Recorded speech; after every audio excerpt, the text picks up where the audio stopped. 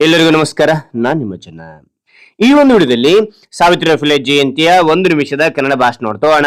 ಹರಿ ಒಂದು ಭಾಷಣ ಅಂತ ಇಷ್ಟ ಆಯ್ತು. ಇಷ್ಟವಾದ್ರೆ ಒಂದು ಲೈಕ್ ಅನೇಕ ವಿಡಿಯೋ ಪ್ರೋತ್ಸಾಹ ತುಂಬಾ ಸಿಗುತ್ತೆ. ಇನ್ನೊಬ್ರು ವಿಷಯ ಸಾಧ್ಯ ಅಂತ ಅನೇಕ ವಿಡಿಯೋ ಚಾನಲ್ ಸಬ್ಸ್ಕ್ರೈಬ್ ಆಗಿ ಹರಿ ಒಂದು ಭಾಷಣವನ್ನು ನೋಡ್ತಾ ತಿಳಿತಾ ಕಲಿತಾ ಹೋಗೋಣ ಬನ್ನಿ. ಈ ಸಭೆಯಲ್ಲಿರುವ ಮುಖ್ಯೋಪಾಧ್ಯಾಯರೇ, ಗುರುಗಳೇ ಹಾಗೂ ಎಲ್ಲರಿಗೂ ನನ್ನ ಹೃದಯಪೂರ್ವಕ ವಂದನೆಗಳು. ಇಂದು ನಾವು ಭಾರತದ ಮೊದಲ ಮಹಿಳಾ ಶಿಕ್ಷಕಿ ಸಾವಿತ್ರಿಬಾಯಿ ಫುಲೆ ಅವರ ಜೀವನವನ್ನು ಸ್ಮರಿಸುತ್ತಿದ್ದೇವೆ.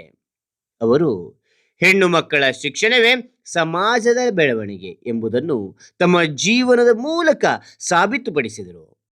ಅಪಮಾನ, ಕಲ್ಲು ಎಸೆತ, ಕೆಸರು ಮತ್ತು ಸಗಣಿ ಎರಚಿದ್ರು ಇಷ್ಟೆಲ್ಲ ಕಷ್ಟಗಳನ್ನು ಸಹಿಸಿ ಹೆಣ್ಣು ಮಕ್ಕಳಿಗೆ ಶಾಲೆಯ ಬಾಗಿಲು ತೆರೆದ ಮಹಾನ್ ಮಹಿಳೆ ಅವರು.